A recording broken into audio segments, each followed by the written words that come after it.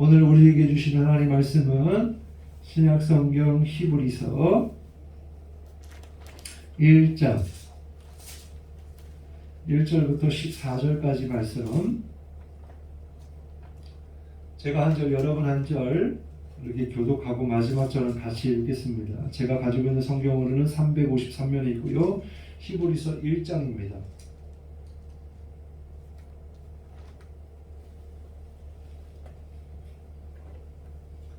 제가 먼저 봉독합니다. 옛적의 선지자들을 통하여 여러 부분과 여러 모양으로 우리 조상들에게 말씀하신 하나님이 이 모든 날 마지막에는 아들을 통하여 우리에게 말씀하셨으니 이 아들을 만유의 상속자로 세우시고 또 그로 말미암아 모든 세계를 지으셨느니라. 이는 하나님의 영광의 광채시요 그 본체의 형상이시라. 그의 능력의 말씀으로 만물을 붙드시며 죄를 정결하게 하는 일을 하시고 높은 곳에 계신 지극히 크신 이의 우편에 앉으셨느니라.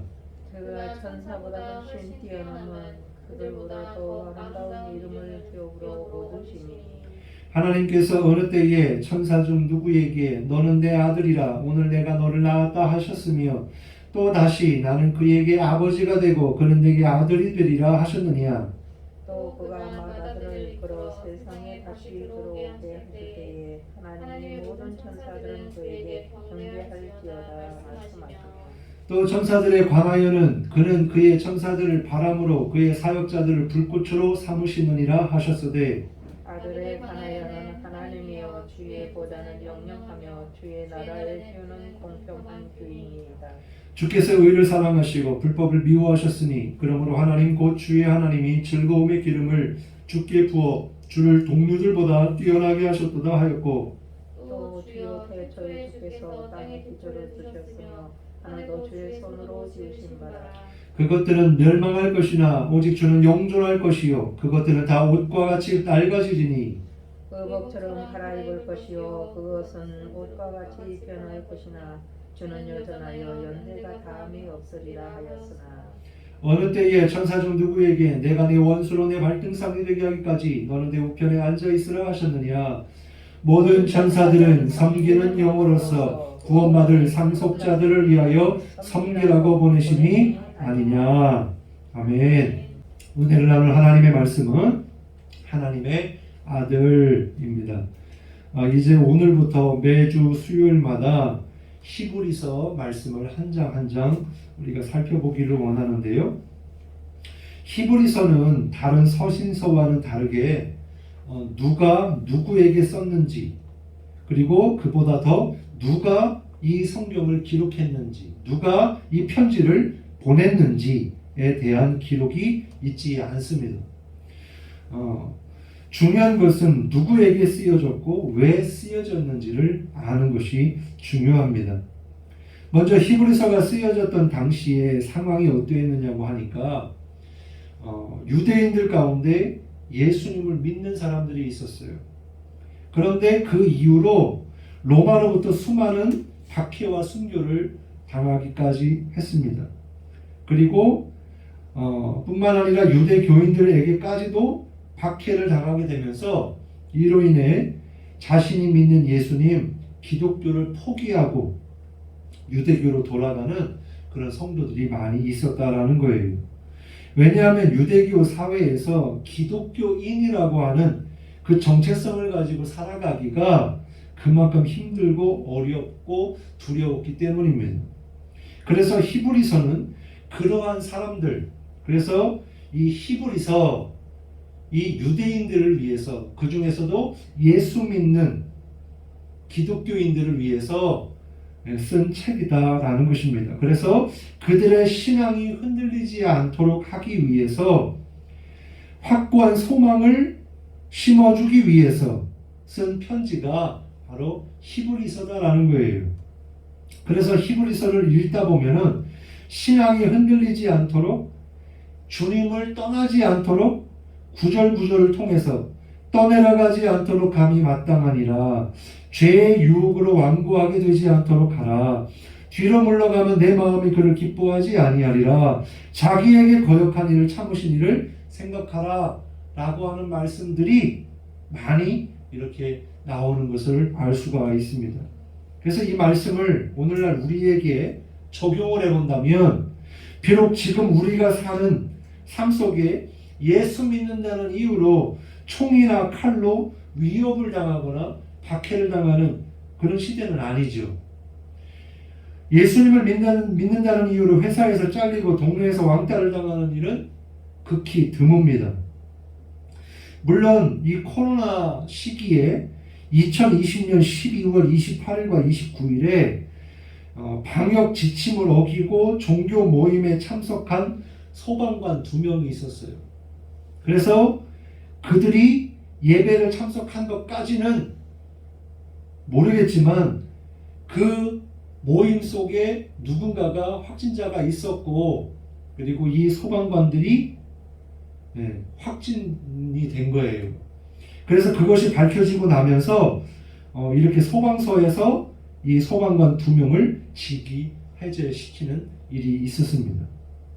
이러한 사례는 안타깝긴 하지만 공무원으로서 방역 지침을 어긴 것에 대한 처벌이기 때문에 어쩔 수 없는 것이었다라고 생각을 하지만 어쨌든 지금 이 시대가 히브리서가 쓰여진 시대처럼 기독교인들이 사회생활을 예수 믿는다는 이유 때문에 전혀 할 수 없을 정도의 시대는 아니다라는 거죠. 그렇지만 예나 지금이나 동일한 것은 하나님도 살아계시지만 마귀도 우리로 하여금 넘어뜨리기 위해서 흔들고 뿌리채 뽑으려고 날마다 유혹하고 있는 이 사단의 권세가 여전히 있다라고 하는 사실이에요.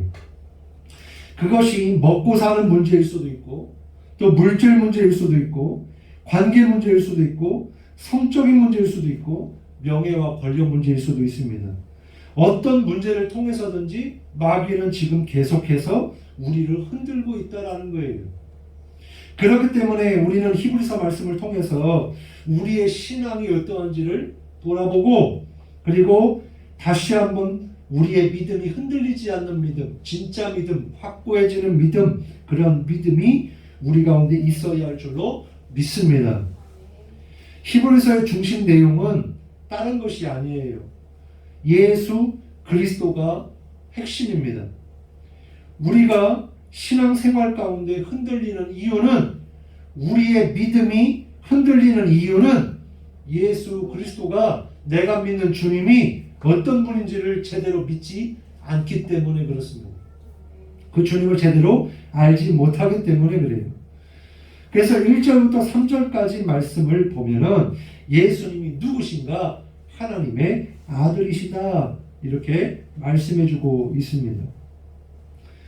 그 예수님은 하나님의 아들로서 하나님과 동등하신 분이다라는 거예요. 1세기의 어떤 유대 그리스도인들은 이것 때문에 신앙을 포기한 그런 사람들이 있었다라고 해요.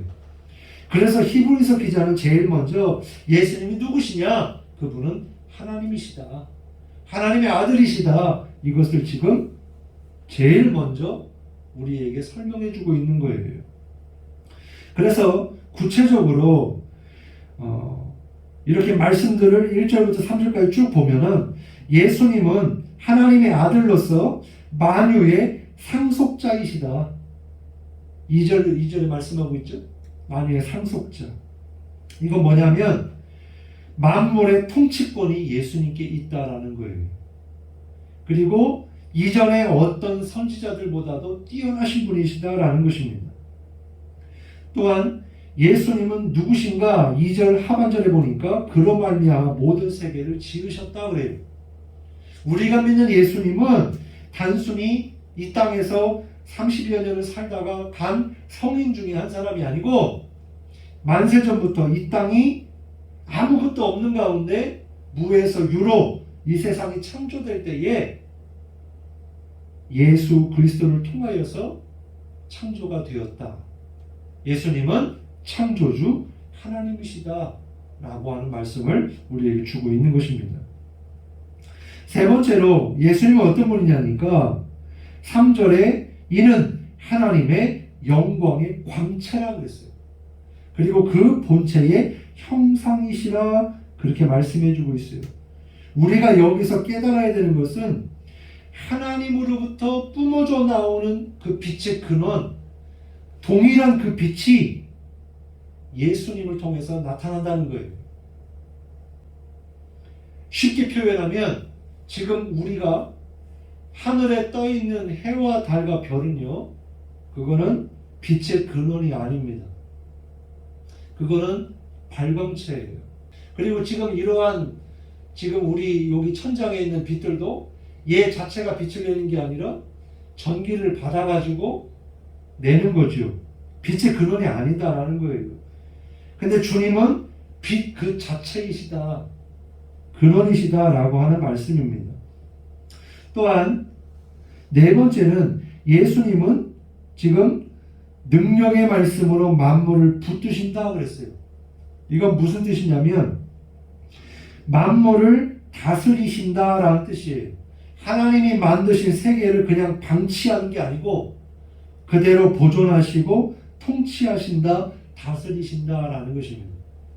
그러니까 지금 우리가 사는 이 땅, 공기, 물, 이 모든 것들이 그냥 이루어지는 게 아니고 그냥 계속 그대로 가는 게 아니고 방치되는 게 아니고 주님은 날마다 하늘에서 비도 내려주시고 또 날마다 정화를 할 수 있는, 그래서 땅도 정화시켜 주시고 공기도 정화시켜 주시고, 근데 이것을 누가 망쳐요?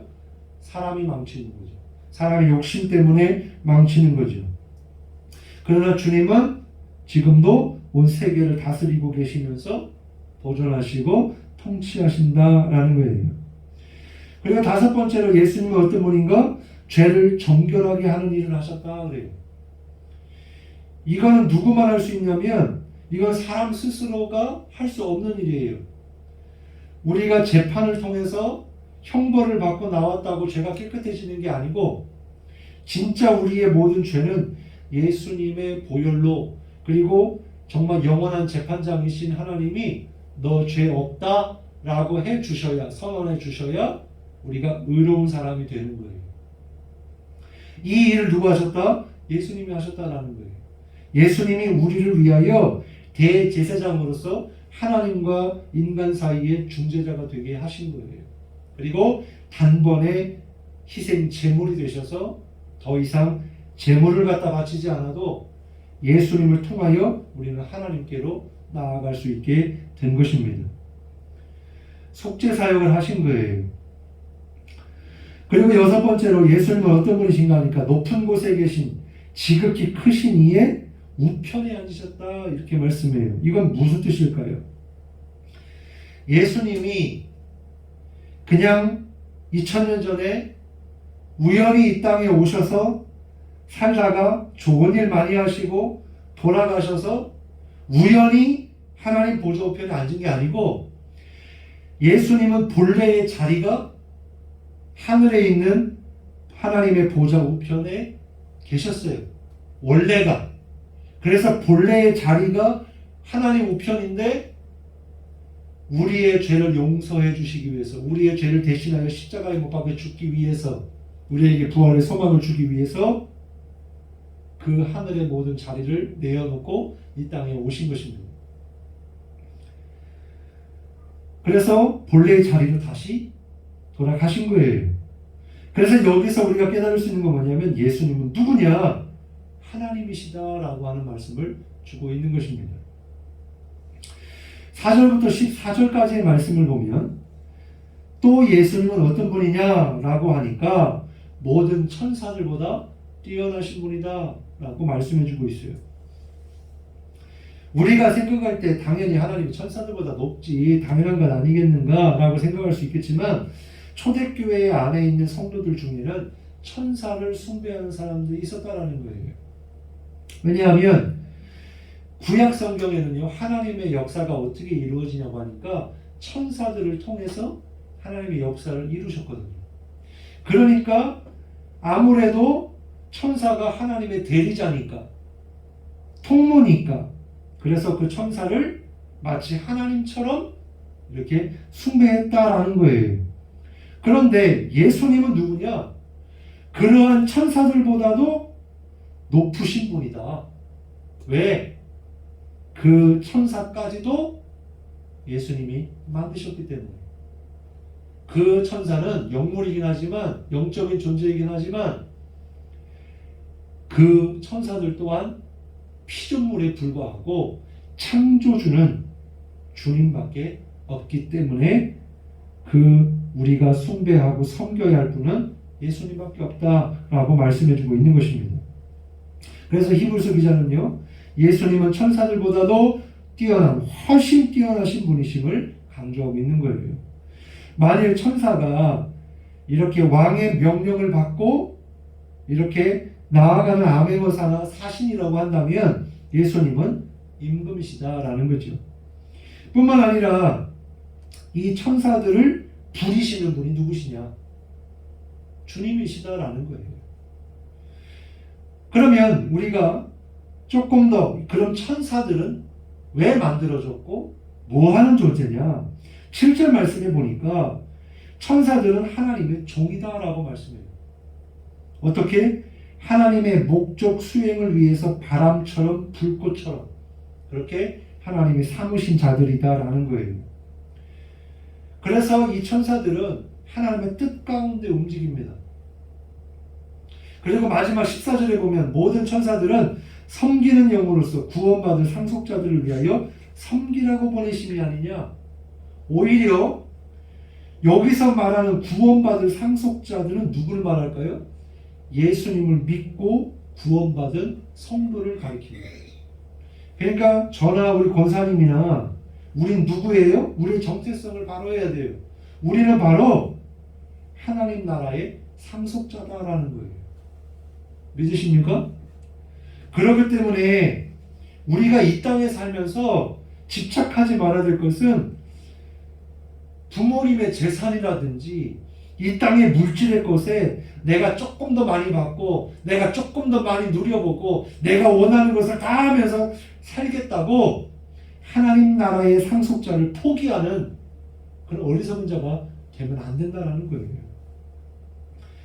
진짜 중요한 것은 우리의 본향 하나님의 나라고, 이 세상에 어떤 것도 영원한 것이 없지만 영원한 하나님의 나라가 다스리는 것, 그리고 영원한 하나님이 우리에게 주시는 영원한 생명, 영원한 평강, 영원한 안식, 이것을 누가 받아 누릴 것이냐? 바로 하나님의 자녀들, 그러한 상속자들에게 허락하여 주심을 믿어야 할 줄로 믿습니다. 그렇기 때문에 우리는요, 이것보다 더 복 있는 존재가 아니에요. 이게 가장 큰 복이에요. 그런데 더 놀라운 사실이 뭔지 아십니까? 그러한 상속자들을 위하여, 우리를 위하여 섬기라고 보낸 그 존재가 천사들이다라는 거예요. 그렇기 때문에 우리는 천사를 볼 게 아니고 주님을 봐야 되고, 그리고 주님이 우리를 위해서 천사들로 하여금 우리를 도우라고 붙여주셨다라는 사실이에요. 그렇기 때문에 나는 혼자 있어도 혼자 있는 게 아니고 주님이 나와 함께하고 계시고, 그리고 천사들이 나와 함께하고 있다는 것입니다. 그래서 우리가 요한계시록의 말씀을 나눌 때에 말씀드린 것처럼 우리가 기도할 때 하나님께서 보내신 천사들이 금향로에다가 우리의 기도를 담아가지고 하나님께 날마다 올린다라는 거예요. 그렇기 때문에 우리가 기도해야 하는 것입니다. 결론입니다. 우리가 믿는 예수님이 정말 참 하나님이시고 나의 생명이시고 나를 지으신 창조주이시고 나를 다스려 주시고 나를 지켜주시고 또 나와 함께 하시며 나를 도와주시는 분, 그 주님을 내가 진짜 믿는다면 내 신앙의 어떠한 삶에 힘들고 어려운 문제가 닥칠 때라도 우리는 넘어지지 아니하고 오직 주님만을 바라보며 승리하는 그런 믿음의 삶을 살게 될 줄로 믿습니다. 기도하겠습니다.